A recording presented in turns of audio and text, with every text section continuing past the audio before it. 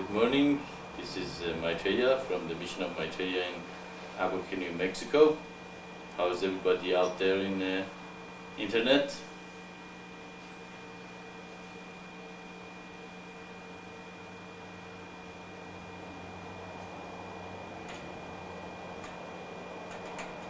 Did they hear me? Maitreya, hello. I am fine, thank you, Hara and Khadija, and we are pleased to be with you today. It's still reverberating, isn't it? A little bit. All right. Hello, Maitreya, I'm fine too.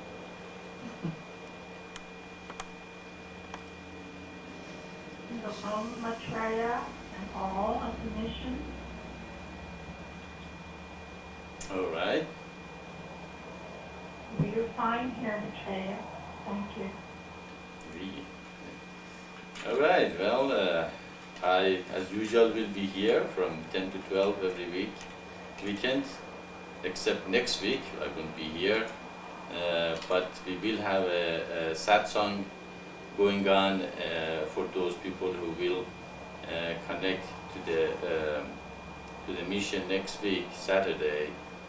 So we're going to have one of the Satsangs, question answers from the previous conferences connected to the internet while you will be with us. So we will benefit from the questions that have been asked before, and if you like to be here.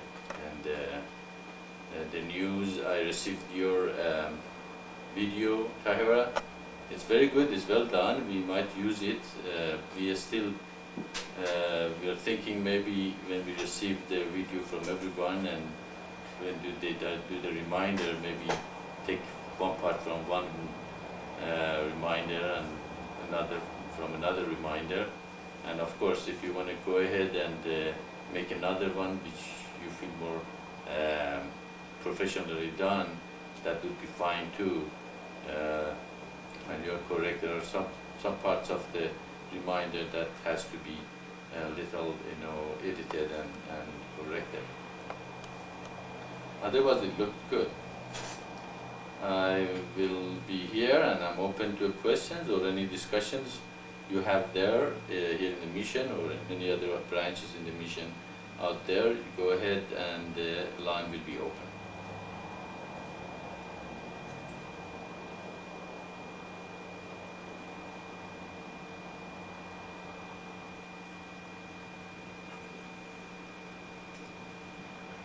Thank you, Maitreya. Could you speak to us about God's grace? And God's grace. are we all born with His grace? And can we lose His grace by our actions and our thoughts? And if so, can we get it back? And I would just like for you to give us some of your wisdom on God's grace. Thank you. Wayne? Is he? God's grace is always with us. There is never that His grace is not present. Just like a rainy day that you're outside and not expect to be wet. You have no choice to receive the grace of God all the time. But how do you prevent of getting wet when you are in the rain? You put an umbrella over your head so you do not receive the water anymore. How do we cut ourselves from the grace of God? We put the umbrella of the ego at the top of our head, and we do not receive the grace of God, and we wonder, where is He? Why is He not with us? Why we don't feel His grace, and we become desperate for His presence. And of course, ego likes to be attracted, ego likes to get attached, ego likes to be tempted and taken away to the world and away from God. And the struggle is been from the very beginning of the creation to this point that human tries to follow his own ego instead of open himself or herself to the grace of God. But God never leaves humanity, never. How can he leave us? He is us. How can he leave something he is already is it? So we can see that it's our ego that prevents us from realizing that God is with us, we are a part of God, and God is a part of us. And that umbrella of ego what cuts off from God, and as we follow our ego, of course, the more we are disconnected and fall in the delusion or illusion of separation from God. Because if you feel you are separated from God, that is an illusion. That is an illusion, absolute, unreal world. That is why Maya is the illusion of the separation from God. And if we do not have this illusion, we don't fall into Maya, because we realize that external world is just a temporary creation, and only permanent thing in the universe is the consciousness and the three creative forces in the universe, which is God. And the grace of God is the Raja Guna toward the Sattva, or actions which create, which spells the delusion of separation from God. So the grace of God is not disconnected from humanity, and it is humanity which disconnects itself from the grace. And even when in the Bible God says, I will withdraw my grace, he really knows already that human is going to withdraw themselves from the grace, because, and then when they do that, that grace is not there and they are cut off from the grace, and then the people said, oh, God took grace from us. But really, in reality, humanity took the grace away from themselves by not following God's requirements and laws, which is from the Spirit, but following the ego, which is not from the Spirit and really does not exist. It's just a delusion that we create as a barrier between us and consciousness. So we can see that why God is so adamant to send the 10 Commandments, the 15 Commandments, ask us not to get into temptation, not to follow under the Maya, not to get attached to the external world, not to be pulled away from the consciousness, because when we do that, we automatically cut ourselves from the grace of God. Of course, if you meditate and you have a desire to be in God, once in a while you feel that grace even when we do not deserve it, just to let us know that what a wonderful thing it is to be in the grace of God, and how awful it is to be out of it. And when you are out of the grace of God, of course it is the struggle, and the life is miserable.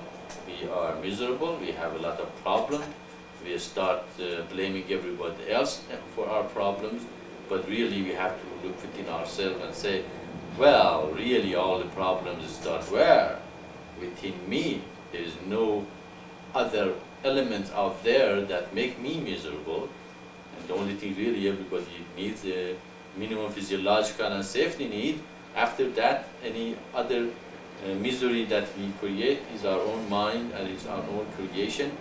And actually ego loves to be miserable, because if it's not miserable, it cannot feel alive, because it is an illusion. And if you created more problem for yourself, the more ego is alive and feels that yes, I do exist, and I don't, I'm separated from God, and I have all these problems, and then nobody else has as many problems as I do. Nobody understands me. Nobody understands how much problem I have. It's just terrible. Life is miserable. But it's really ego is talking to you. The only thing you really need, the physiological and safety needs, is very simply provided in the communities of light. The rest is to realize that if you are miserable, you are in illusion, the illusion of separation from God. So we can see that humanity And 99.99% of the humanity are in that illusion. We create our own problem. We create the love complicated. We make God complicated. God is simple. Is you. It's as simple as be still and know that I am God. It's so simple. Why we have so many books written about God? Well, go to this bookstore and look in the section spirituality. You find hundreds of books written about God trying to explain Him when simply He said, "Be still and I'm God. I'm right there with you all the time." But how many people can be still?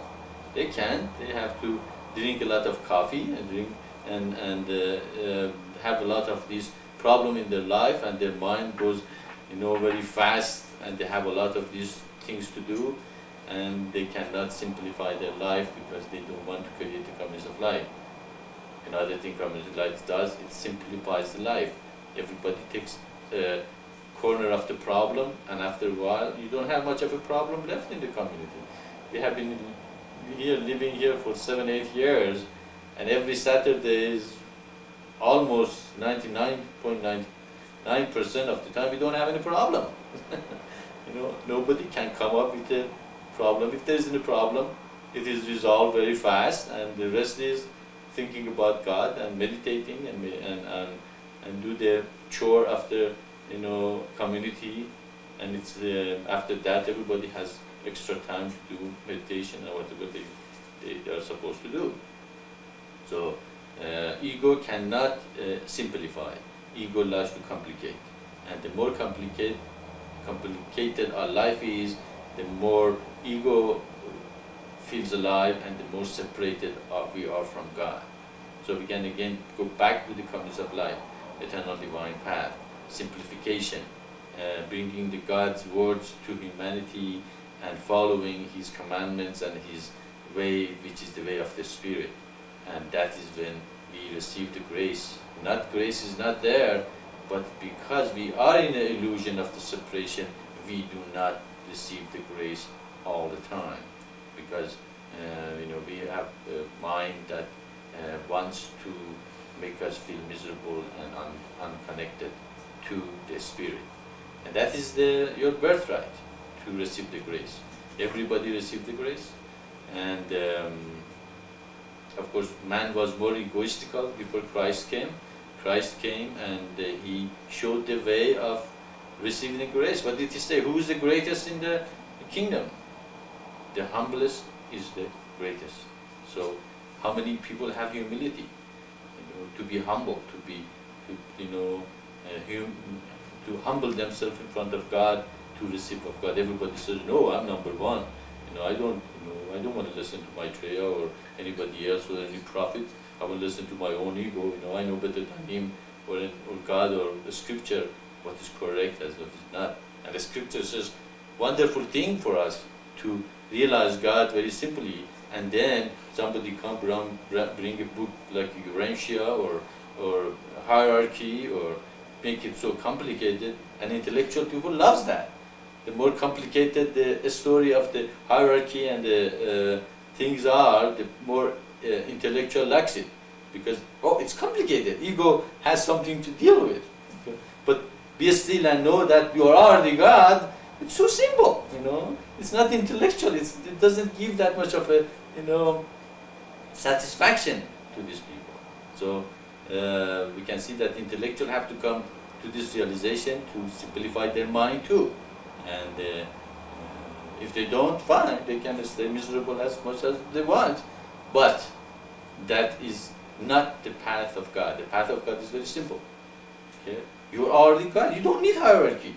Just be still, you're connected. You don't have to go through all those, things to make it. Off, I'm getting the word very quickly toward the end. The word we heard was satisfaction. This is it. It went off. It got undone. Okay. What was it? That was shut. Alright, now anyway, so we can see that we have to get rid of our ego and simplify our life, and the way it's already been given in the scripture, the way it's been given in Though, and the grace of God is always with you, and you have to just open yourself to it. Does that make sense?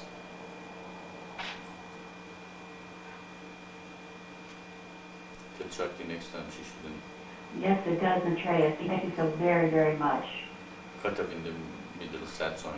No, it's because the mouse wasn't clicked again. You know, the mouse stays clicked for like about 10 minutes and then it undoes. How does that happen? It's just, It used to happen on my phone. it also. always happens. It's always been like that.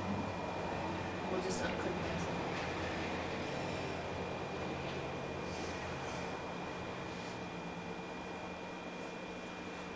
Maitreya,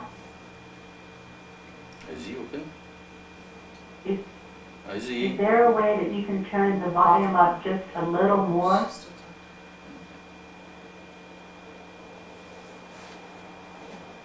talking. Okay. Very well. Sorry, I cannot see her his hand. Okay. Yeah, well, am I in? Okay. Alright. What was the problem? I didn't understand. Turn the volume up just a little bit. Yeah. Yeah, if it's really a problem has to be from your side, because not everybody has the problem, so you have to put the volume up and see if you know you're connected correctly. Is your connection good enough? So if the problem was from this side, everybody would have come in and say they have a problem. But if only one person or two person has a problem, probably it is from your side, or our connection is not compatible. So check your things, check the things that you talk with the IZ and Ma, and you see everything is correctly set up, so we can have a good connection. If you don't, then try different things, you know, shut down your computer, reboot, you know, many different ways until you get it corrected. Does it make sense?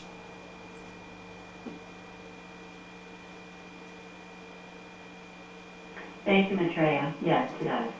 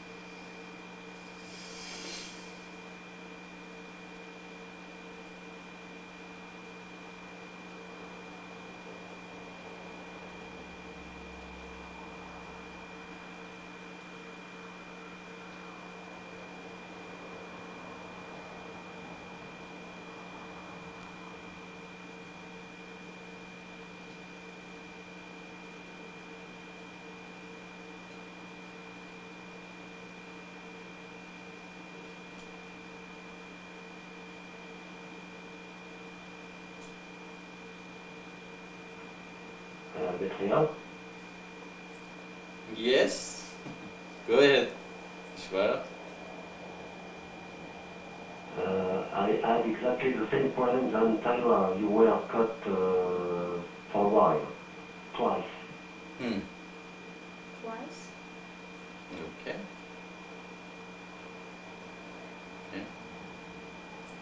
All right. Did anybody else has the same problem there?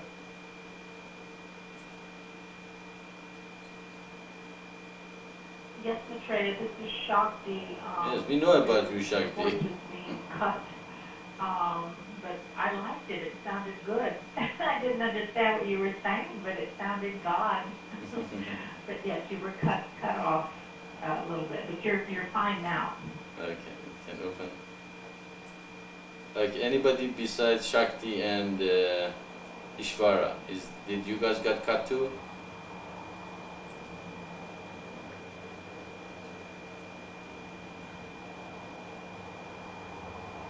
Okay. So it wasn't for everybody then. Okay, open it now. Okay, that sounds like not everybody got cut then. So again, that could be your part or something happened in our connections. It is not a perfect technology yet, so you have to cope up with it.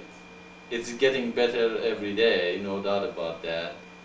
And eventually, I'm hoping in a year or two, we're gonna have fantastic connection.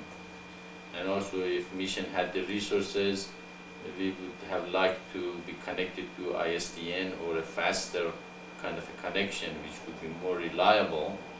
And the more, of course, we have a better systems, all of us, the better connection. Especially if we have good connection, you guys can have good connection probably. So we have all to be patient and be thankful. Even this is available. Even we can sit here and have this cyber church together and talk about God and share the mission and be patient with it, learn how to work with it and get our system in a better shape for the conference. Actually, our computers, that is one of our computers' main function should be for conference room and conferencing, so it stays clear and clean and ready for the Satsang Saturday.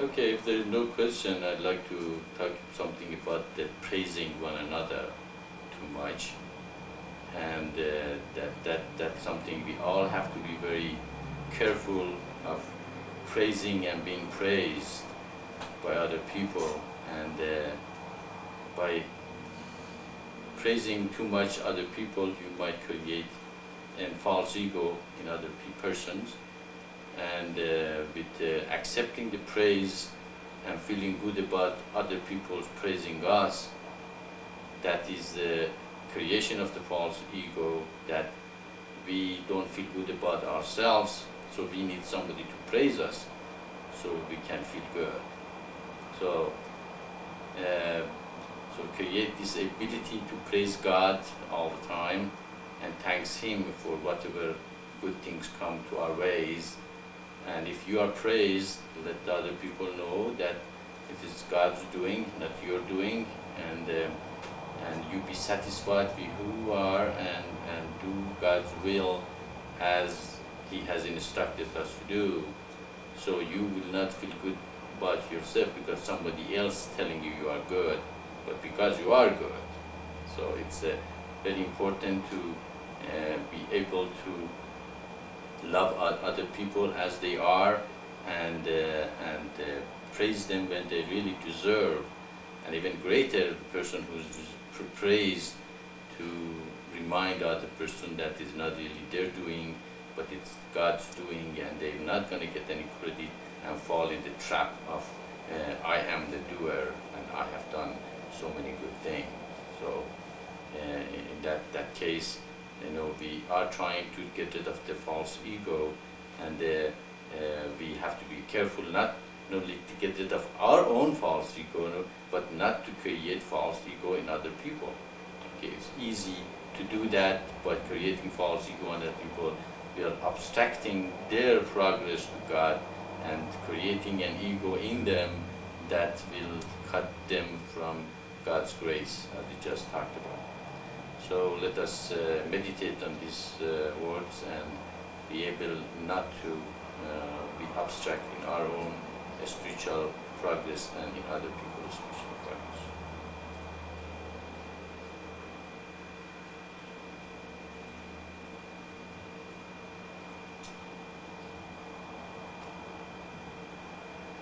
Can you cut me off, I see.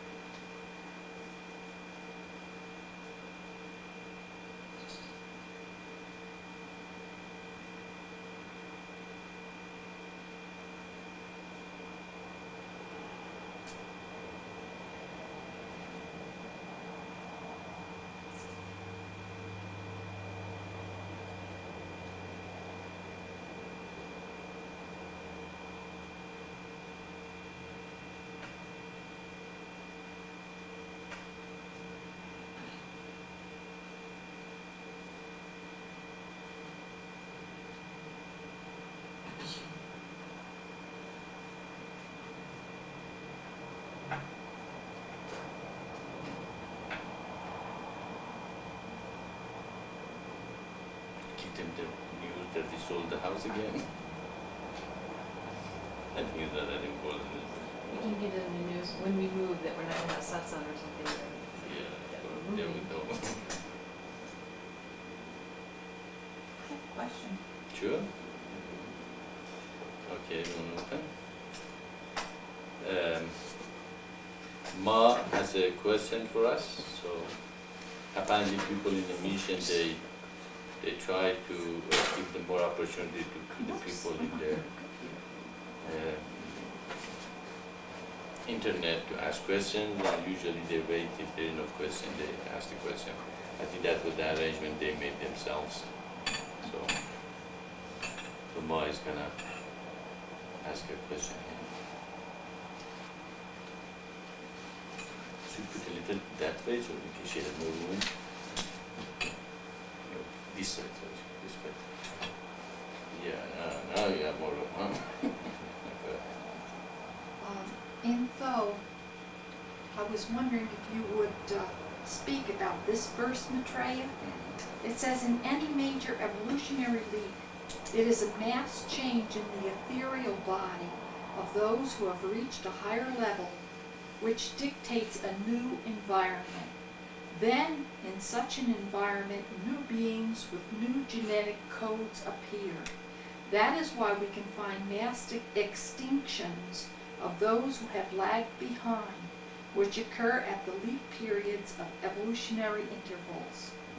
All right, yeah, sure. Yeah, that's a very good question. You can come here like so, and bend and go. And that I think that's easier for you. Going through all that. Okay.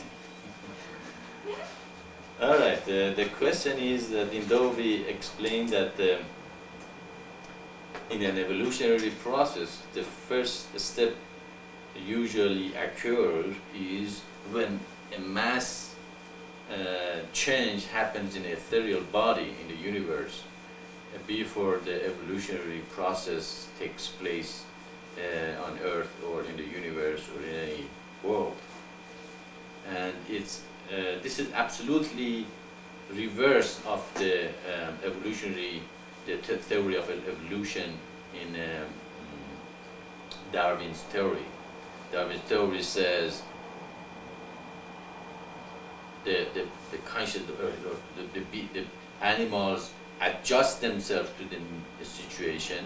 For example, if there are birds that they eat fish on the shore, if a bird creates a longer leg, he can go and get the fish before the fish get to the animals who have shorter legs.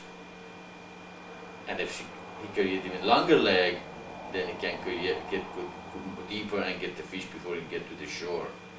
So in the long run, eventually the longer leg animal evolve because they get the food, and the shorter legs, because they don't, they die out, and the animals create longer leg, and eventually, it evolves to the animals that they can go deeper into the water and get more fish and feed in a better way.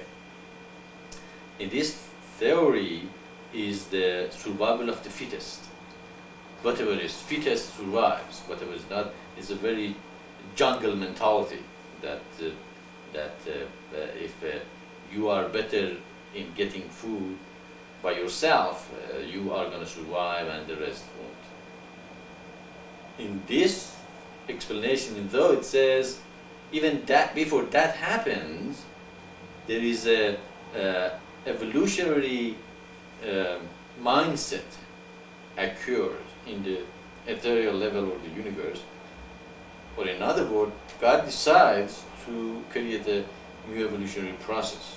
That mind, that thought of God occurs first before evolutionary process happens. So when that thought occurs, the bird, which is smarter, has been evolved many lifetimes, suddenly, have a longer leg. Okay. It's not that he creates longer leg by being more fittest, but he is the fittest because he has been born so many lifetimes that now his consciousness is in tune with God's mind, and now the animal creates longer leg because in many lifetimes he realizes if he have a longer leg, he can get better fish. Okay. For example, they have found a fish, it was in the news a couple of months ago. They have to find a fish that it has kind of a leg, it has a leg, it's a millions of years old fish. And the scientists have no idea why this fish should have those legs, because there was no evolutionary process was happening that anybody would create legs. it has like have 5 what's it called, fingers and all that. So that goes very well with our way of explaining evolution, that it happened in the mind of God first. And the animals that are in a higher evolution, that have been born many lifetime more than other animals, start responding to these thought waves. And then, of course, they evolve later to the animals. They can crawl and get out of the water and eventually evolve to the higher animal and eventually human. Okay? And that is exactly goes with the mission too. Mission and this revelation have come to humanity because God wants it to come to humanity. Now those who are in a higher evolution, they are ready to receive this revelation. Okay? I cannot go and give this revelation to a stone and expect a stone to become a paravipra. I am giving it out to everyone, those who in the process of evolution have reached the point that they can respond to the mind of God. Now in the evolutionary process they said, yeah, it makes sense what he says. How can be there were so many religions if there is only one God? How can this all religion talk about the same God, but while they are fighting each other that my God is better than your God? It can't be, okay? So that makes sense to them very easily, and they simply says, yeah, you make sense what you're saying. It can't be so many religions and so many, So God decided already. This revelation is human is reached to a consciousness that the revelation is necessary for them, and many people will understand it and take it up. Of course, many consciousnesses are not ready. That's what the people in internet, they're yelling at us, we are wrong, or so many people, they can understand it. They are still attached to the hierarchy or the previous gurus or previous philosophy or previous understandings, because their consciousness is not yet. But should we stop not giving this revelation because their consciousness is not ready? No, we have to give it out. It hits some people. Some people, they hear it, they say, yeah, it makes sense. And they come, and of course they know them by their fruits. Very simple. God has given our instruction how to know them. Okay, you don't know them by their words. You don't know them by their praise. You don't know them by their claims. You know them by their fruits. Okay, if they give fruits, then I guess say, thank you, God. Yes, you send a wonderful, fruit giver to the mission, and he or she is a part of the mission because he knows or she understands the teaching, and they are giving the fruit. If they don't give fruit, am I gonna put effort, or am I even up to me? It's not up to me. Are they evolved enough to the evolutionary process now? They see and come and take it and go for it. So we can see that God decided it's gonna go, but not everybody is ready for it. Are they gonna be ready? If that's true, if God decided that fish now should start crawling out of the water, and the fishes start creating feet or start getting out of the water, then the thought starts first, the thought of the evolution process. The decision that an evolution process should happen comes first, and the animals evolve into it, or human evolves into it. So it is absolutely reverse of the Darwin's theory of the fittest survive. But we say, survival of the fittest. Survival of the fittest. But we say the fittest survive. The fittest means he's already fit for the evolution. Not that he's aggressive, and he by himself evolved. No, he has reached to a higher level of consciousness, and so he or she is ready to go to the next level of evolution. What happened to those who are not the fittest? They usually have to be destroyed. It sounds like they are destroyed, but they're not really destroyed. They no longer can continue to go the way they used to, but they have to come back in a next lifetime and joins those they have evolved to the higher level. Do you understand what I mean? It's just like if all the birds didn't evolve to the dinosaurs, all those birds died. They didn't die really. They came back as in next lifetime as a dinosaur themselves. So there's nothing been destroyed there. It is human way of looking things as so physical. They cannot see that they really were destroyed, but they evolved to the dinosaur next lifetime. Okay? Because they were. So that's hopefully it's going to happen also, with other religions, because more and more people are going to ask this question about their religion. We can already see a lot of people asking, and they are searching, and they are not accepting the religion they have been born in, okay? Because they are evolving to a point, they cannot just accept the preacher anymore, but they have to find it out for themselves, and eventually they read about, instead of just reading Quran, they start reading Bible, they are reading Upanishads, they are reading, Bhagavad Gita, they start reading Bayan, and say, wow, it's not only Quran has all the truth, that other religions have a lot of truth too. Those who read the Bible, they read Quran, say, hey, this thing is really, some of them really make sense. I like the way it's written and revealed, or they read Bayan or Upanishads and become Buddhists or something. So we can see human consciousness is evolving, and those who are hanging into their tradition and past, a kind of feel they're left out, isn't it?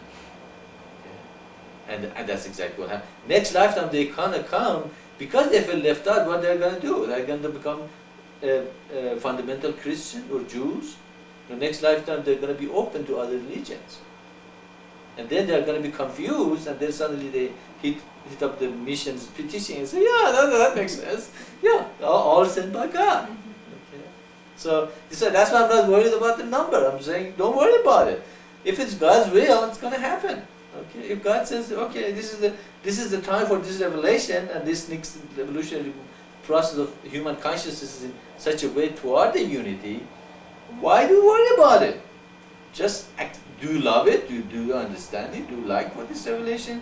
Do you see the unity of all religions? Do you see that you're not confused anymore between all these religions on the world? They take it and say, well, this is mine. I don't care. But I'm going to share it. If nobody listens to you, fine. They're not ready. The consciousness is not there. Of course, not to try to them. Just tell them maybe next lifetime, it hits them this lifetime, but they don't get it next lifetime, and they die and come back. They say, oh yeah, I heard it in the last lifetime. Unconsciously, of course. And then so you're helping, even when it seems you're not helping.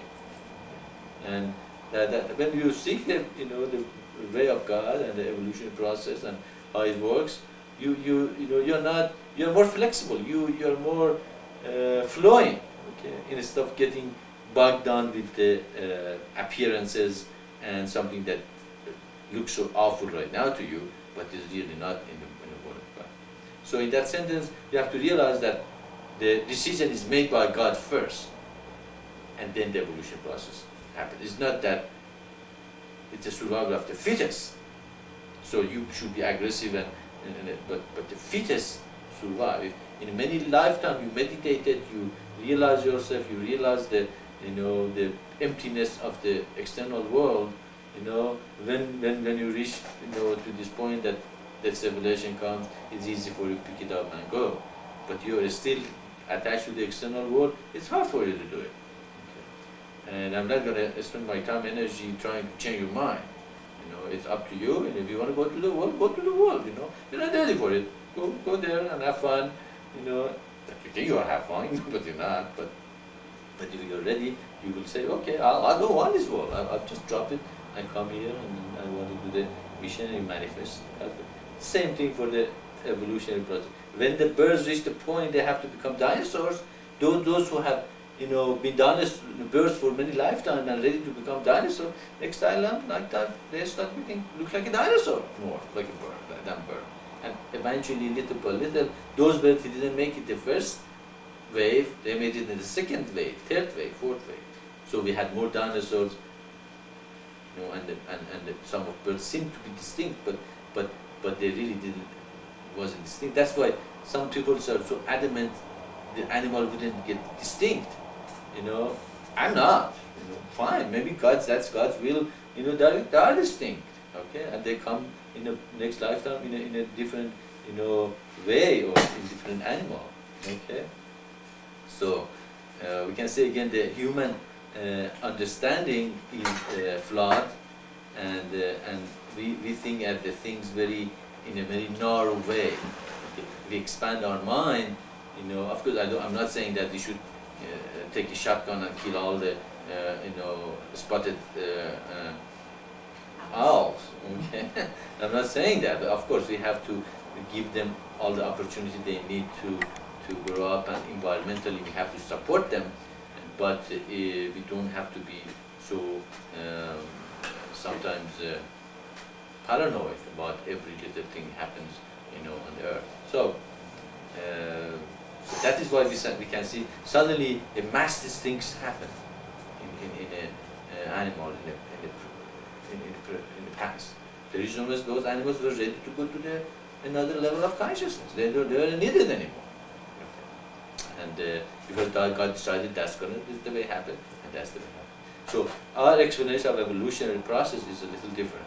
Not actually a lot different than Darwin's way of saying. Does it make sense? Yes, can I follow up? Sure. We have a follow-up from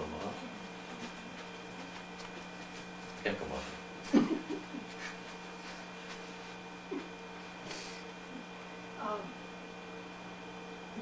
Did that scripture, was that referring to animals, or was it referring also to humans? For instance, what I'm thinking of is these children that are coming in now, they're different. Mm-hmm. They're very different. Sure. And I feel like they came to live in communities of light, and there's a disappointment you can see, like a strain in them, that this world isn't the way they expected it to be. And then I think too, like maybe there are people who touched the mission and then they so-called died, and now maybe they're coming back in and they're looking for something a lot different than what this world is ready to offer. And I wonder if they're not like a new kind of people. And if it's very hard with children. I mean, you can't go to a child and start explaining the mission when the parent is there and doesn't want this explanation. But that child knows something, and I just feel like there are new people coming in, and that I'm not saying that we're supposed to wait and not tell anybody in the meantime. I mean, if it moves, I tell them, because I figure there's a reason to tell them about the mission, because it's the greatest thing. For me, it's the greatest thing here. But it could be that in 20 years we could have like what would you call it? Like an awakening with these young kids when they find this mission. This is what they're looking for. And maybe now the parents might be in their way, you could say. Mm-hmm. They are. Oh, a lot of parents are in the way of the children, no doubt about that, yeah. But when these kids get a little older, I mean, they're going to go out and search for the truth, because that's what they were born for. They're going to find this, and we could see an explosion here.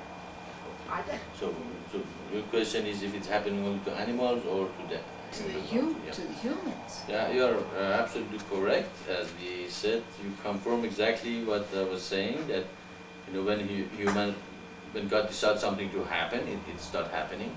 And who reaches the first? The children. Children are the next generation. They're coming to this new way of decision made already by God. That's the way it's going to happen. And they come in and they are looking for this. And if they don't find it, of course, the first dinosaur who was created, of course, it didn't look completely like a dinosaur. It was like a bird, but looked a little like a dinosaur. And then later on, the next generation became more like a dinosaur, and on, and eventually it became dinosaur and no longer was a bird. actually it was so much like a dinosaur that scientists were thinking they couldn't see the connection between bird and dinosaur, and it's very recent. In the recent years, they eventually figured out it was the birds who eventually became dinosaurs. So we can see. So this is a new revelation. This is I was the first person who received it. You guys are the second, wave of the people who received it, and there were people who received it weren't ready for it. They heard it. They said, "Oh, that don't sound good," and they went away because the world was greater for them than the revelation that they have received. They were ready for it. Of course, now the children are coming to this new wave that comes of like this base of the kingdom of heaven. They are coming to live in the communities, but there is no community. There is nothing is created for them, and actually we're telling them absolutely different things and telling them, be number one, get what you want, and be bad, use the bad word. Your goal is to become to the gymnast or a football player or the soccer player. The goal is push everybody else around and get your way, and that's not what they are here for. They don't feel comfortable. They're following the thing, but eventually they will rebel against it. Okay? And they are, but that's good that we have it here for them. Okay. Later, that's why it's so important to reach the young mind, young people in the university. I wish I had many teachers that they would had started yoga classes and meditation and things like that for the mission, and go to the university and start classes there. And that is the very good time for the children, because their parents are not around to block them, because we like to make our children the way we are. Okay? And our children, of course, we are either Muslim or Christian or Buddhist or Hindus, so we want our child to become a Hindu. A Hindu parents wants to have a Hindu child. The Muslim parents want to have a Muslim. Okay? But when they go to the university, the parents are not there, and the mind of the young person is forming to its final stage, and they're seekers and they're looking, and university is an open environment, and they are taught to search, research, and find the truth. Okay? Before that, the parents were controlling them. After that, the society is going to control them. Okay? Because they're going to go to get a job, or go to the university, or become a professor, or an accountant, or whatever, and the farm tells them what they have to believe, and really the religion become where they work. Okay? So that's the only opportunity really has, is when they go to the university, and you can reach them and you can teach them about them. No matter what happened after that, it's going to stay with them. So again, the problem is we don't have enough teachers, we don't have enough resources, we don't have enough people that dedicated to do this. I'm not worried about it. I'm not saying that I'm worried about it. It's not going to happen. If, as I said, it's God's word, there should be dedicated people who would come and just dedicated their life to do this.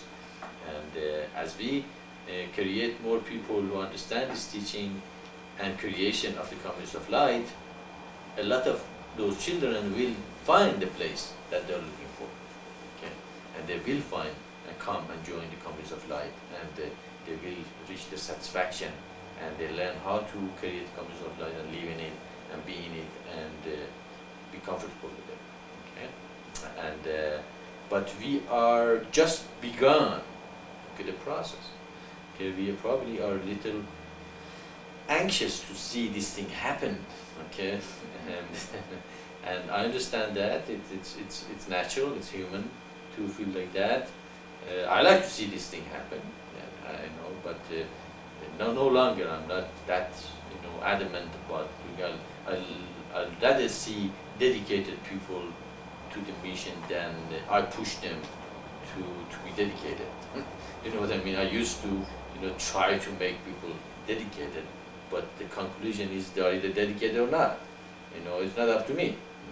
So if we get more dedicated people, like you guys and the people who doing the mission and reach a point that we can support the army of teachers out there that they can go and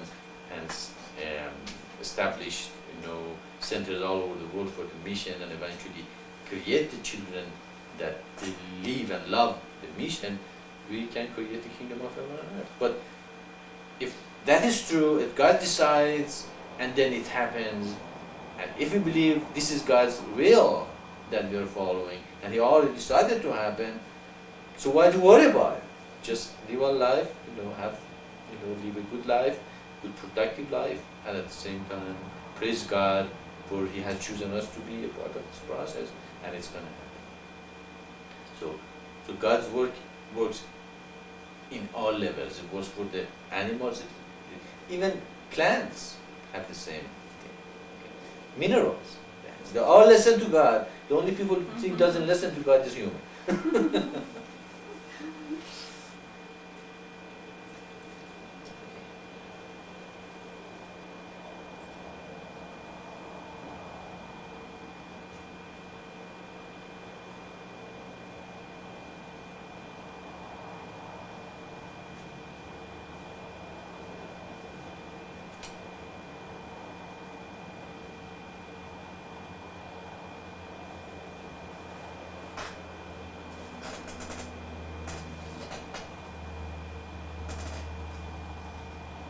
Have a question?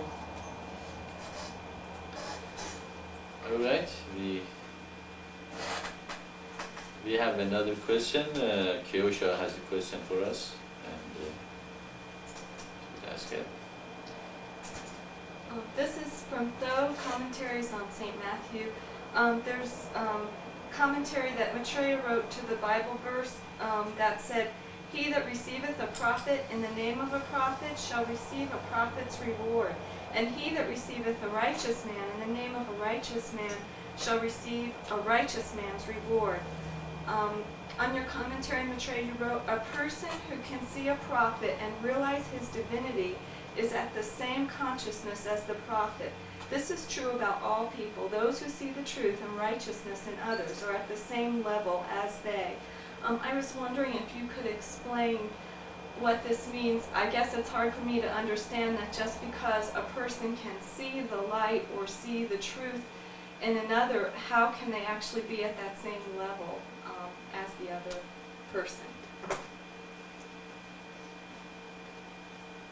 Yeah, if you can truly see a prophet as he or she is, and if you really understand how important the coming of Christ is, okay, when Christ came, if you really would have recognized Him, okay, and would have realized how important it was that He even was there, that how important was and how much sacrifice He has made even to come to earth and present Himself to humanity, if you have realized how blessed it is, how fantastic it is even to be when He was on earth, if you have recognized His teaching and what He was saying and realized His divinity and grace of God with Him, if you have really humbled yourself enough to accept Him as truly who He was, then you have been very, very high, person in your consciousness and your being. Okay.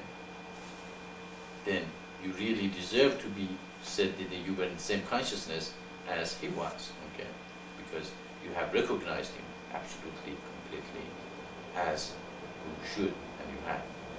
And if you realize a righteous man, okay, a righteous man walks in the street, a thief look at him, and he says he's a thief. Okay, a beggar looks at me and says he's a beggar. A businessman looks at him, probably he's a businessman. Every person looks at other person according to their own consciousness and judge them according to what they want. Or a businessman might look at him and say, how much money can I get out of it? Okay. Or a beggar look at him and say, is he going to give me any money? He doesn't even recognize that he's a righteous man. Okay. But if a righteous man sees that person and sees how righteous he is, that other person should be a righteous man himself, that recognize another righteous person. So that person has to be a very good person to see that light, that beauty in other person. Okay. Probably Christ walked in the street, or and nobody recognized who he was. He was a regular person walking around and didn't then make him different to them at all. Even maybe somebody pushed him or even cursed him or well, some people even killed him. Okay. Okay. Why didn't they recognize that he was Christ? Because they were not humble. They were not. Their consciousness wasn't in such a place they could see the divinity and beauty in him, and why he was Christ, why he fulfilled the prophecies and brought, and something that God said for thousands of years before he came. He told me, I'm going to send Christ, come to you and teach you and all that. But how many people recognize him? 12 people? They had 12 disciples, right? Okay. And one of them did what? Denied him 3 times in one night. That I have nothing to do with this guy. I don't want to have nothing to do with him. I'm not one of him, I don't know him. So you can see that, finding a person that realizes and recognizes that divinity of Christ in the fullest what happened, okay, it's very, very rare. And if such a person is really found, well, I don't know if there will be one, but if there was one that really recognized that divinity in fullest, that person is pretty hard person that can be that, he can understand that much of divinity and recognize what is happening. Okay. A lot of people don't understand what is happening. They say, no, I have to have my things, I have to have my ideas, I have to have my life and all this and that, but they don't recognize what has happened. When Christ here, when Prophet Muhammad here, when Baba was here, what did they? They stoned him, they killed him, they didn't recognize their divinity. But they should have absolutely recognized them, see what a wonderful thing is happening. God said it's going to come, and He sent them. Therefore God exists, first of all. Second of all, the prophecies is fulfilled. Third of all, what is He saying? He's teaching something to us. He's saying, let us listen. It doesn't happen very often that God prophesies, that Christ is going to come and then He comes and He starts telling us the truth. Not my truth anymore, but His truth. I'm not going to, think about hierarchy anymore. What does Christ says? I'm going to, listen to that words and recognize that thing. Do we do that? Do we recognize, what's happening? Do we recognize, that we have to listen to the Christ instead of to our own, understandings? We don't. Okay. So that is why, that is the people we are looking for. If we find the people, they recognize that what is happening in the mission in the fullest, and then, come and completely do what is asked for them and listen carefully. Not say, oh, okay, I've heard this before, or no, I'm not going to do that, or it doesn't make sense to me, then you have a lot of mind there, you're not recognizing, you're not, but if you recognize, then you absolutely realize what is happening and absolutely will become as Him. As I said, I'm trying to create, what? Many Maitreyas, 144,000 Maitreyas. Why? Because if they are in the same level and the dedication as I am, then we have 144,000 Maitreyas on earth. And they're each going to create, wonderful, environment and create the economies of life. So they are going to be as I am. And those people who eventually recognized Christ became as Christ was. And still they do. They absolutely recognize what He said. So we can see that verse, that's what it's explaining, that if you can recognize other persons absolutely who what they are, then you are as high as they are. You have a follow-up? Yes. A follow-up? Yes.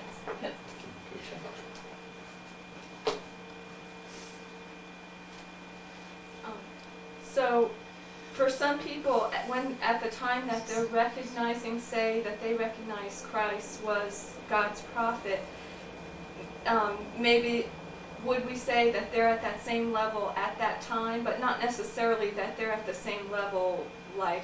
Not saying, not the words, not the mouth, but your heart, but your mind. That is when you recognize. You don't say, "Oh, I recognize you, but I'm not gonna listen to you." "Oh, Maitreya, you're great, but I'm not gonna try to create conviction of light." That is not recognizing. Recognizing means recognizing with your heart and mind, and there's no doubt about it. That's recognizing. Not the words, not saying it, but knowing it. Does it make sense? Yes, it does. Thank you. Okay. Sure.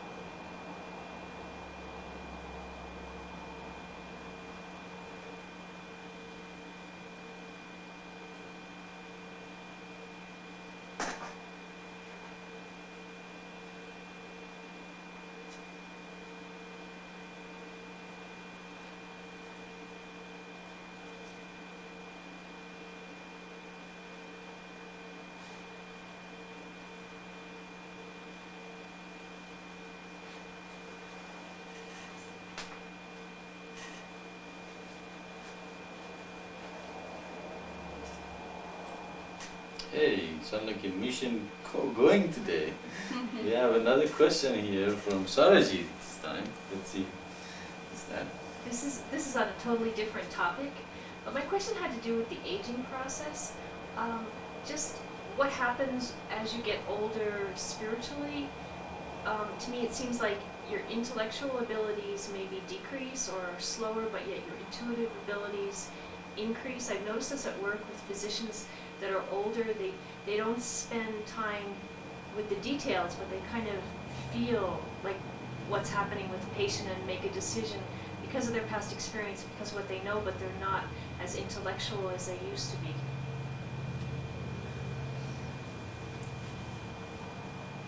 Well, everything gets old in this universe. There's nothing that is created is going to stay young forever. That is the reason we call this universe is temporary, is not permanent.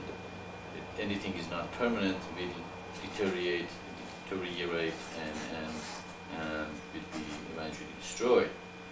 And of course, there's a lot of delusion some people have that they think they can stay young forever, and they, in this dismay, they realize as they get old, that's not true. This body is going to get old and crooked and go. Okay. And there is a saying in Persian that they say you come to this world as a kid and you leave it as a kid. Just like as you get older, you become more kid again. Okay. Instead of, but as you're a kid and you grow, you become more intellectual. You grow physically, you become stronger. Your mind becomes sharper. Your understanding become greater. Your consciousness or intellect can start expanding. But when you get to the 40, 50, 60, 70 and go down the line, you lose those abilities and more, as you said, the intuition. Just like when you are born, you're connected to God more. Okay, like an angel. Everybody likes a little child because they're so innocent, they're so vulnerable, they're so connected. Actually, that's why they love them, because they're so connected. They're absolutely not yet spoiled with this world and their intellect and the way of the world, because as they grow up, they start picking up music and oldies and start getting to know different thing in the school, and they start telling you what is done, what is wrong. You're not that innocent little kid anymore, but you start creating your own mind and the way world state to think. Okay? And of course, you become more accepted with the world because your intellect is increased, your understanding increased, and you become a teenager. And of course, when you're a teenager, you think you know everything better than everybody else. Nobody knows anything as good as you do. And then little later, you recognize that's not true. You know that you don't know everything, and you're not invincible either. And so they go to the college. The college tell you, research, find the truth, and your intellect even gets, more sharpened, and you eventually become a doctor. Okay. But you don't have any experience. Okay. Anything you know is in the book. You read them in the book. You start matching what you read with what the patient tells you, and after a while you recognize whatever you read in the book doesn't absolutely match in the real world. Okay. So you recognize that what you read is okay. That's the experience of other people, but you have to create your own experience and your intuition. And as you get older, you also don't. You're not that interested in details anymore. Okay. You become more general. You approach the life with the general ideas instead of going too much detail, because you know the detail can get very cumbersome and also not always works. Okay. So the one part of it might be because of experience, and another part is as you grow up also your intellect, you realize intellect is not everything. Okay. Your intuition, your experience, your recognition of the problem become more important to you and more accessible, and you also create a greater intuition. You go back to God, you go back to connected to yourself. Okay, the kid is connected to self. That's what they're so innocent, they're so intuitive. Okay, they to learn so fast. Then they get disconnected when they go to school and they learn from other people. They think the world is telling them is truth, so they get disconnected from themselves. And then later on in life, again you go back and become connected to yourself. That's why it's so important for the kids to start meditating. Okay, when they are little children, and they learn to sit and get back connected to themselves, and also they can use the intellect to sharpen their understanding of the world. But by meditating and being in a meditative environment, it's much easier for them to go back and connect themselves as the kid, as that connection they had before, and they never stop learning in that and they become very fast learner all their life, because they are always. Do the kids learn fast? They learn faster than anybody. They learn a language in what? In 5 years, 6 years. If you want to learn a language, it takes around at least 10, 12, 13, 14 years to live in the culture. But the kids learn in 5, 6 years. So because they are so open, they're so connected, things happen to them without even they knowing themselves. Okay. People take care of them before, even without they asking for it. Okay. Why we like to take care of children? Because they're so innocent, they're so connected. Okay. So it's so important for the kids to meditate and be connected, and when they get to teenager and to older age, still they are connected to their intuition and become intuitive. So answering your question, yes, as you get older, you go back, go away from intellectual and be getting disconnected by the world and becoming more yourself. And that's when the intuition comes. But experience also has something to do with it. As I said, the doctors who have more experience, they realize that young man, just do detail. It's not necessary. They have more intuition to do this. Does that make sense?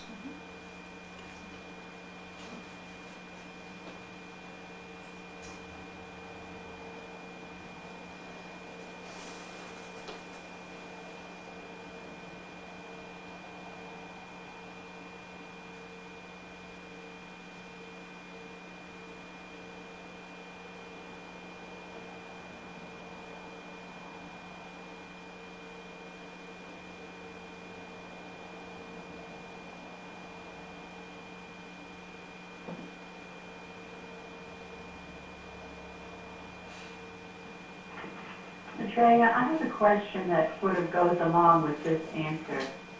Okay.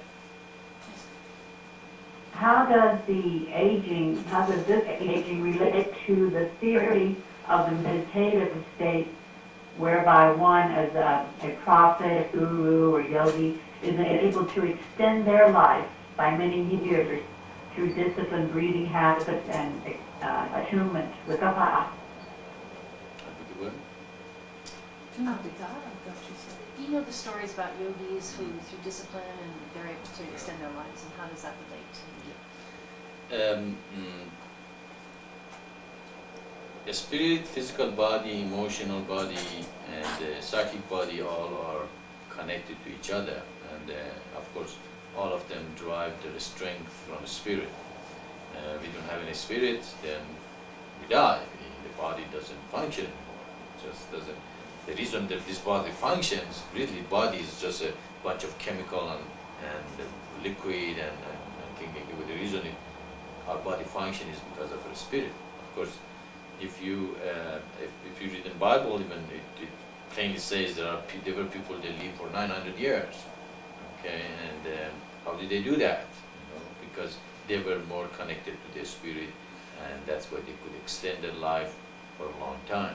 So of course, nowadays, there might be some, people, we relate to the yogis. They talk about they can, do yoga and meditation and do breathing and watch their diet, be in a good environment and clean their stomach and all that with the goal of extending their lives. Okay, and even in our teaching, if you remember, the prerequisite of a spiritual life is clean water, clean air, meditation, yoga, and all that 7 steps that we have been given. That is true. If you follow this thing, your life will be expanded. Actually, I expect that the life expectancy increases much higher in the comings of light. Okay. For instance, my family, even they have very long life span. All my grandparents, they all died 100, 110, 109, 105. Of course, I don't know the diet we follow, how long I'm gonna live, but they live very long lives. And the reason was they lived in a very pure environment, and the place they lived, the water was clean and the air was nice, and they were spiritually, actually most of them were spiritual leaders in their community. So maybe that has something to do that God chose me to receive this revelation, because they were always, they always were spiritually connected somehow. So we can see this thing all affects the expansion, life expectancy. And the more we become a spirit, if we become pure spirit, how long do we live? Forever? Okay. So you can see, the more you become a spirit, the longer you're gonna live. The more you become flesh, the less you can live. Actually, the people who do not meditate and they eat a lot of meat and a lot of tamasic food, their consciousness becomes so crude that they die very early in their age. Okay, just like King Henry VIII. He ate meat. Only thing he ate meat. He didn't eat any vegetable, and he was the king and very rich, but he died of malnutrition because he wouldn't take any other food in his body, and of course probably his consciousness also was very cruel. That's why he killed 8 of his wives. So you can see that these things are affect human beings, and the more we again going back to the concept of light, if we create an environment that 8 essential elements necessary for a spiritual life are provided for everyone, and people have more time to meditate and do yoga and those things, their life expansion expectancy will increase dramatically. And of course there are stories that there are yogis, they have been lived for hundreds of years. I have not seen anybody, Yes, but I have heard about it. It's in the Yogananda's books, and apparently he gives the account that he has seen them, you know. But to me, it's more important to engage in the creation of the communist of light, that preservation of your body, and that is a greater spiritual achievement than if you live thousands of years.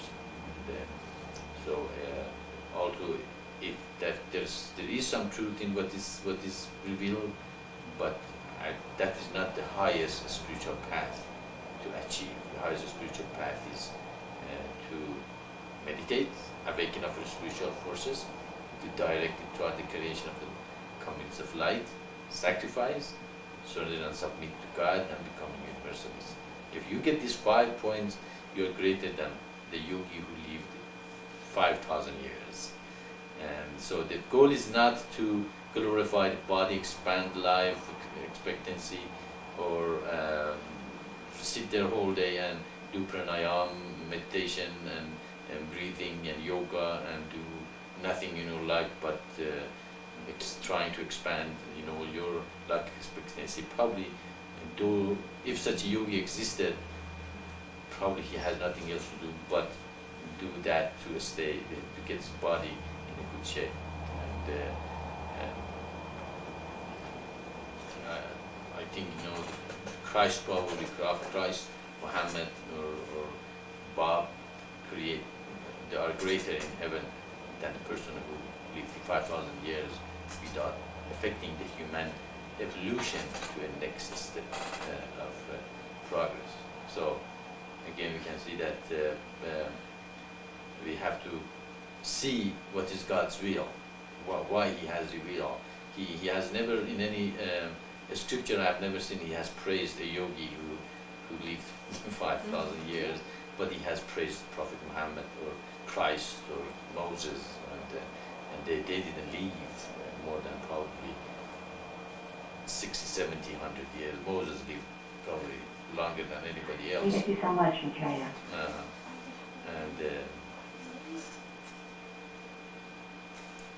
And so we can see that we have to recognize the will of God again.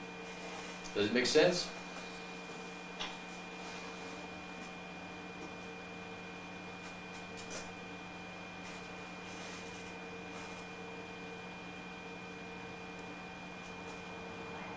Very much. Thank you, Maitreya. Okay. These guys don't want to see the truth, do they? No, it's because the mouse goes off. This goes up. Am I in? Okay, alright. Okay, it seems we have a problem with the mouse here too, that it goes off once in a while. If it went off and you couldn't hear me, let us know. I see. The mouse goes out. That's strange. That thing is supposed to stay forever. It's something automatic. It's like Maybe there's a setting there that you can set. You know, like on the internet where if you don't do anything, it goes off and keeps on you. It's probably the same. Maybe there's this. If you watch it, you can get it immediately, pretty much. Yeah, but if you go sit there, then it's spaced out. Yeah. You have to. If you get tired, lazy, ask someone else to take over. Are you tired?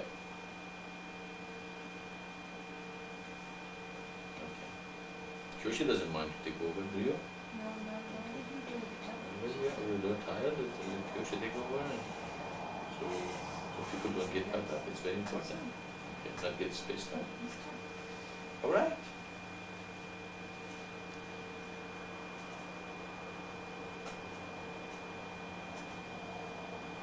I guess she had enough of me and she said, okay, thank you.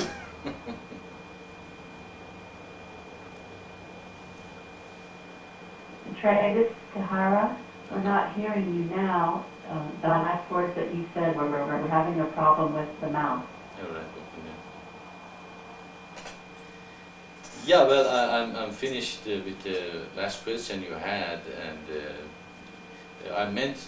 what I meant was, if I'm giving satsang and suddenly you don't hear me anymore, let us know that you are getting disconnected. It's not like our mouse. This is a kind of a mouse you lock up, you know, and we are finding out after 10-15 minutes it unlock itself. Okay, so we are saying if I'm talking and you start not hearing me anymore, let us know that we lock the mouse. But right now there is no question, so I'm quiet and waiting to see what happens. Have a question?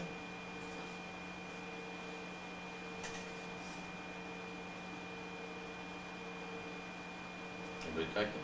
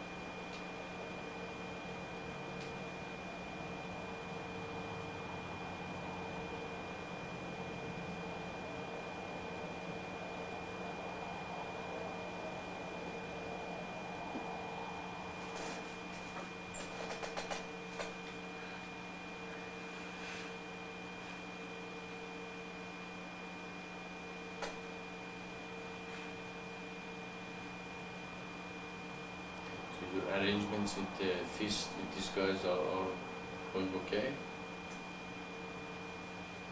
Have you sent that tape to Ishvara yet? The video and audio, both, You, both the video and audio went out. did you let them know that you sent it? Let me check, I'm not sure, I think that was something I was Just gonna do let them know today, that you sent it to me. that I wanted to mail it out and then let them know. Is it mailed yet? Yes, sorry. When? Yesterday? Yesterday, I just, an email, just let them know that yes, it's sent. thank you.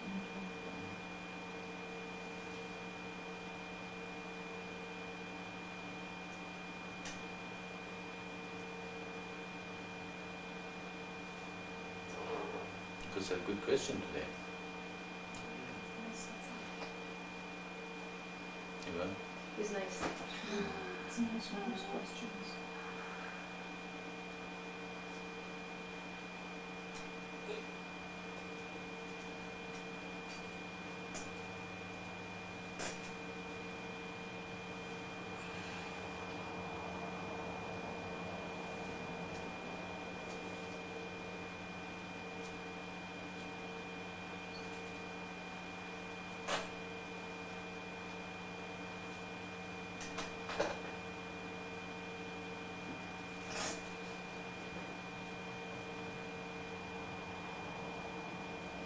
Something on the internet a while ago, and it talked about, it was on the Baha'i group, and they were saying, they were discussing what was actually said by their leader, and they all had different opinions of what he said. And some guy came on there and he said, that's not something he explained in the writing, so we're never gonna know what he really said. And I thought, you know, there are so many things that we think Maitreya, we understand what Maitreya is saying, and we could possibly know. We really ought to ask questions about these things and let Maitreya explain it so that 100 years from now, somebody doesn't have to say, well, we all got our opinions, but we really don't know because the master never That's said what what he meant. That's what this conference is all about. That's what those answers to the internet that you took all about. That later on somebody has the same question, you said, okay, what he said. Okay, that's what he said. Okay, now we know what he said. Now we can discuss what he said, not what my opinion what he said. And not by oral tradition. Right. But Exactly. what he actually said himself. That's what another thing I'd like to see, to make a database of all these answers and categorize them and put them in a database that somebody asks, what's evolution? A series of articles come up, they can read it. That'd be great. I had a dream that we were all reading Tho together, and we were reading it in the dark with the lights out, and you were coming along and you were going to turn on the lights for us. So it's good reading Tho if we can That's ask you good. what we don't understand. Yeah, there's a lot of Yeah, beautiful symbolic, symbolic here. yeah. You're reading it, but if you don't understand it, but just Right, bring it out. right, It's okay. right. And especially if you think you do understand it, I think it's even more important to bring it up because you're probably not understanding what you're saying, but you're understanding according to what somebody already taught you in the past. Very good, yes, absolutely. Absolutely. That's it.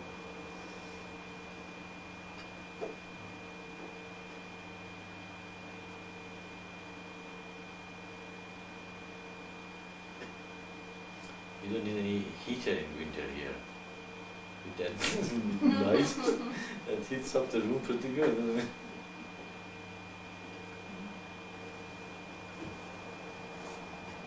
But I think it's gonna be much nicer in the movie. It's gonna be much lighter. I have to figure out how to raise it up because it's too hot for the camera. I think it's going to harm the We camera. can bring it higher. I couldn't get it right now, so I'll do it later. It should be able to go as high as the other one. That's At what I the thought. same time. Right, that's what I thought.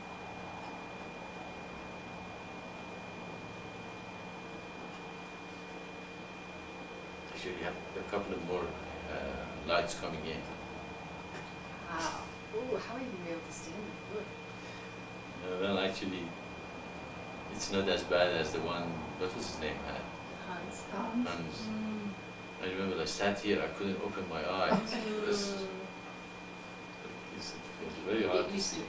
Hmm? You get used to it after a while. Yeah, after a while you can use it. But that light is not really good for your eyes, though. But that's the only way you can get good pictures. There's no way around. There's some people put umbrella, they have special umbrellas. It softens the light, and at the same time it's not in your eye as bad. See, they do have that place in the southern Cameras. camera thing, they do have those. Yeah, you might look into that. But usually you have to have a place to put it. But that thing is hot, I can feel it here.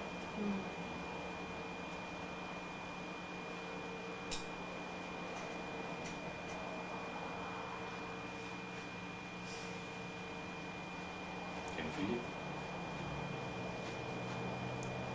Coming from the camera. Is camera on? It's okay. I have to edit You everything. can take Yeah, I this. can feel it. Yeah.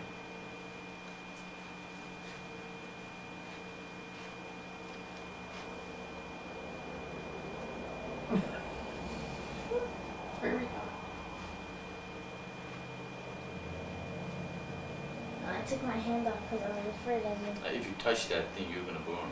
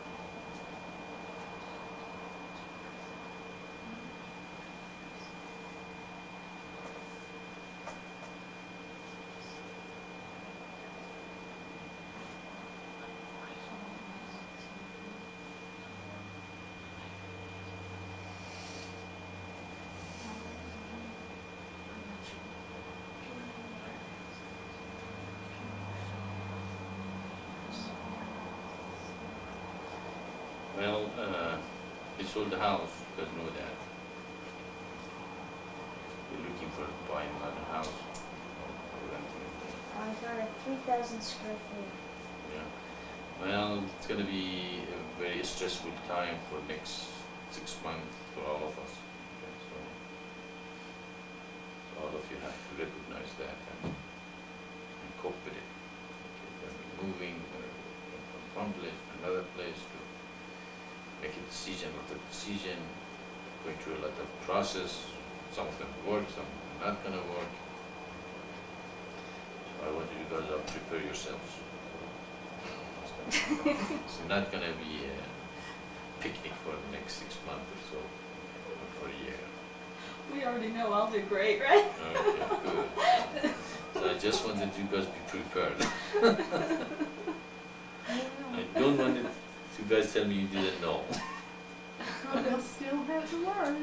Yeah. They'll still have the revelation. That's all we need. That's all I need, that's right.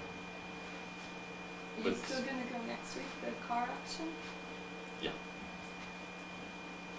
We decided that other car had it. I think so. I tried to salvage it, but it was not possible. Can't find parts. Probably it's a little dangerous if we continue. Yeah. So we have no choice but to get out. Actually, I think that's. See if we can top Kyosha's car. Go for it. I guess Kyosha said, no! I think you Our have car to. is the best. I think you need a bigger car than. We'll see what happens. We have to see what they got. We're not gonna pay $19,000 buy a car, so we have to go to see what they have. But we had good luck with those people. Always got good cars.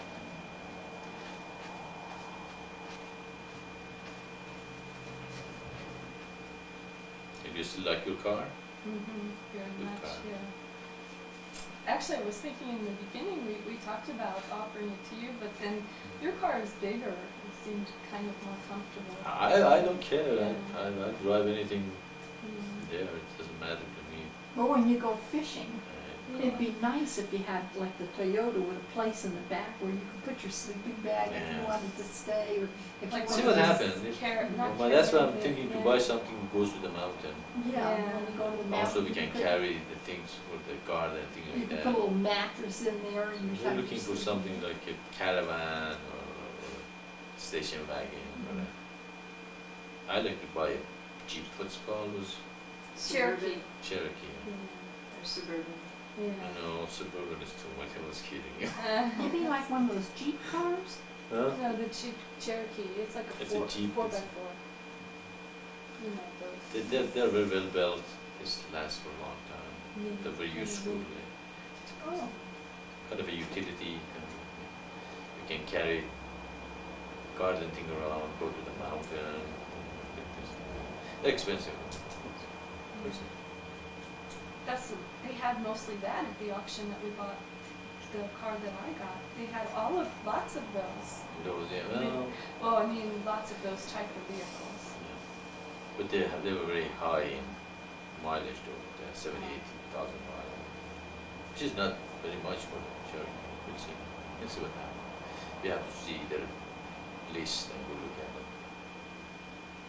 Can you test drive them too? Do they let you test drive them? Just You can turn it on.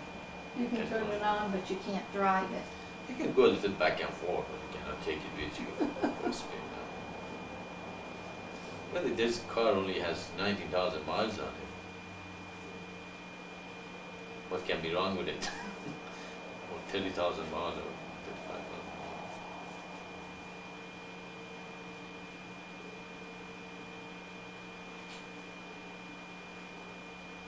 Everything's hitting at once. We got the feast in a couple of months. We got people moving. We got to buy a new car. Maybe do the feast in the streets. What? We don't have any house or anything. Go around singing Hariam Sharyang. They don't throw us in everything. You what? Crazy places. Throw us in a crazy place. One of those vertical islands.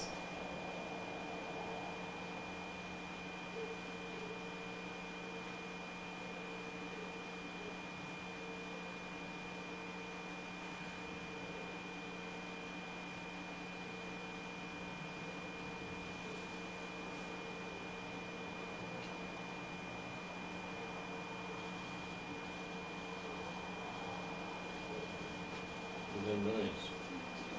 It's line of the screensaver. If anyone wants to hear a Satsang, You what? the Satsang review is going on. Screensaver. Yes. Put it higher, that's good. Will we hear them? Do it. Will we hear them? I don't know, it's a good idea, it's a good thinking. Probably they will, right? Yeah. I think they will.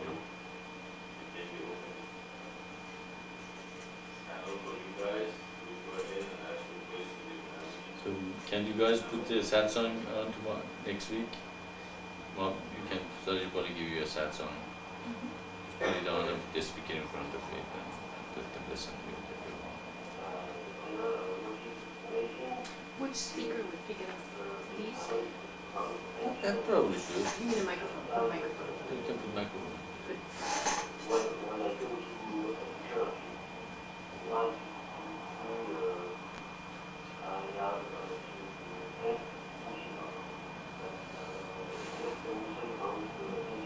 Maybe it's a good thing nobody's come to the feast this year. Don't have any place to put We them. don't know where we're gonna be even. Well, we find one house, it's 2,000 square feet, 2,400. 3,000. There's 4 bedroom in the main house and has 2 bedroom as a separate dwelling, like connected together. but- Outlaw? Outlaw room. Lana be outlawed. I mean, in-law. We put our outlaws there. Outlaws over there. That's cute.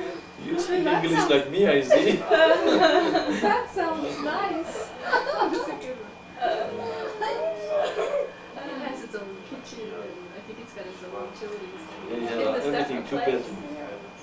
Those two. Gee, that's nice. How much is it? Yeah, they went around $200,000. It's an older house though. It's very old house. So that's Well, one. maybe take 150. We'll see. We might go and see tonight and give them an offer for 150. Why not? I mean, they can always say no. I just say don't do it, it's too low. It's too what? Too low. I think that's almost impossible. Somebody's getting for 200,000. What is the worst thing can happen, I think? They say no. They say no and they get mad at us. Then they don't work with us and we give a better lower offer. Yeah. But it has some problems too. Of course, an older house is always gonna have problems. When they turn the electricity on. Oh, we can take care of that. That's not a problem. What's that? Yard, Oh yeah, the no yard's not problem. The yard's not. But did you say? And we might offer them with the ability to put some input in the repair they're gonna make. Actually, I like to buy that. I like to connect the whole house together. Take that wall off and connect that in-law with the rest of the house. Instead of completely separate. Put a door that you could lock if you wanted With to. the door, you just take the whole wall off. Just make that part the door, kind of a sitting room. Interesting idea. The living room as the meditation room. Because you can completely close it off and it's very central. And it has a beautiful deck on the top. Yeah, it does. And it has ceramic tile, ceramic. Roof. It's beautiful. It has a That is large like- yard like this does. I like they put the ceramic in all the house. And It's nice. it's a lot. So happy. Yeah, but the other houses we looked at are like right next to each other. They're like this far away. It's ridiculous. Well, not that far, but you can walk. You can walk between.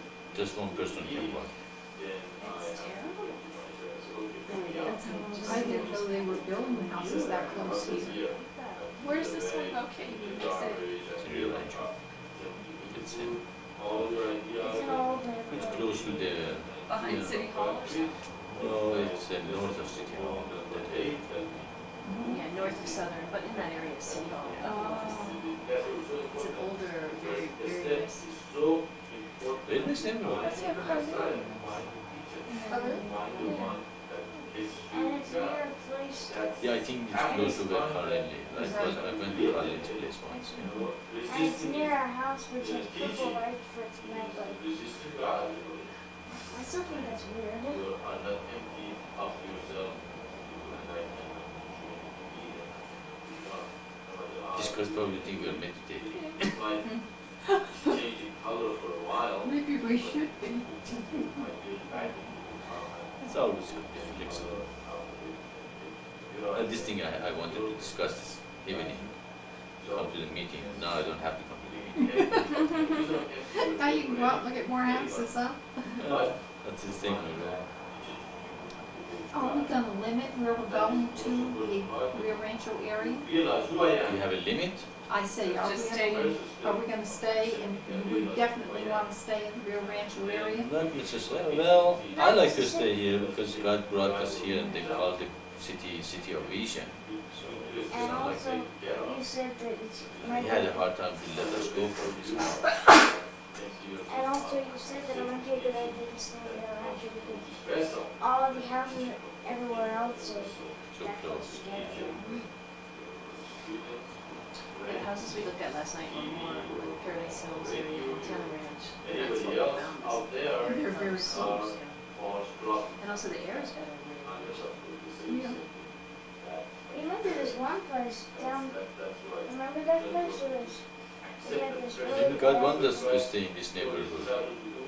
But the thing is, this plan was other people come and join us. But not. And the neighborhood went down the drain.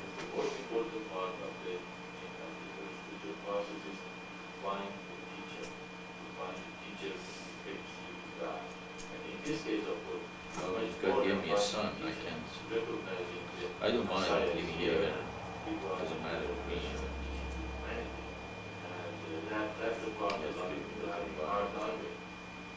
And having the example like that across the street.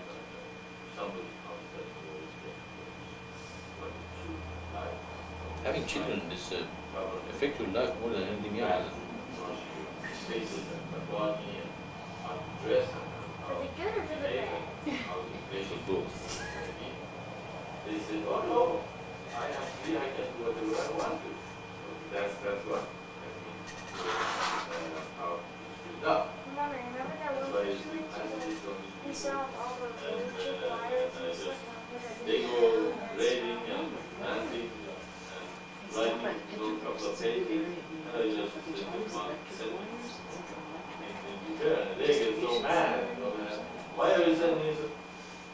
All the things you know, what can I teach you? All this, giving all this idea and opinion and all that. I'm not saying you shouldn't have ideas, you shouldn't be creative. No, not at all. Actually, I want you to be creative. I want to have good ideas and according to God's ideas, according to God's basic laws. Okay, of how you supply the good couple of follow the example of my path. Those things have nothing to do with being able to create or have a productive life and be effective and professional and be able to do the best wherever you are. It has nothing to do with some people think, oh, you want to brainwash me and I become completely religious and not to be creative. Not at all. That's not the idea. The idea is to understand the basic truth of God. After that, really, you're free to work within that framework. And that framework is very simple. Comes of life and the devil of my path. Really. The rest is the let's call it icing on the cream. Icing on the cream. Icing on the cake. There's a feedback And between the the camera icing and on the the TV. cream. So we can see that God is It helps God you. doesn't want to suffer. God doesn't want Oh, I to see, it's easier to see. suffer. Obviously, I mean, But you there is put, get the sights on. there is So I'm just leaving it on. some absolute I'm truth not going back and forth. that God has given us. Okay, Izzy. So what can we do? See those absolute truths and go with Him. So Okay. Wait, We got disconnected from the whole thing. And now almost everybody left. Oh Wait, it won't let us hang up. Is it hang up or? Oh, no wonder. I not understand, Maitreya say, okay, they are there. Maybe they have a problem. I'll speak up because I wasn't aware that I looked up on the screen just now and I heard the noise and I just saw your name and my name. So Let's see, what's happening there. It's just to hear Rod talking. It's just to hear him, everybody else left because we left. Well, we started listening to this. We can't do that. Open the channel. Rana, I see that the mission is still on there. If, I'll be hanging up now, okay? No, okay. Okay, hello. Can you guys hear us? Yes, okay, yes. Okay. Open the channel. Hey, Shakti just came on with a name called Mission Contact Number Florida. North Florida, number Florida. Okay, well, apparently we got disconnected and we had the screensaver and we didn't realize that we are disconnected. But that's okay, it's 12 o'clock and I just came in to say goodbye. So from now on, we're not going to let the screensaver comes in. The good thing about this screensaver, it is our Satsangs comes in and my picture comes to the screensaver and I give Satsang. So it goes on 24 hours here and hopefully the word goes out to the whole world while this is happening. But we all were talking about different things here and listening to the Satsang in the screen, and apparently this disconnected us. We're not going to let that happen again. But if there is nothing else, again, I'll leave a couple of minutes of silence, 30 seconds of silence. If there's nothing, then I say my goodbyes. I can't believe it. And this because they're talking and we couldn't hear them. Yeah, okay, so now It we know. means that when the Sat... Actually, you can turn off the screensaver. You know how to do it. Before you I don't know, but if the screensaver starts going on and I just move the mouse, I know. it goes off. But you don't have to do that if you turn it off. It's not worth it. It's easier just to do that because Okay. the screensaver doesn't usually go on when you're doing the talking. It's only when you're done. It's cold. It's hot.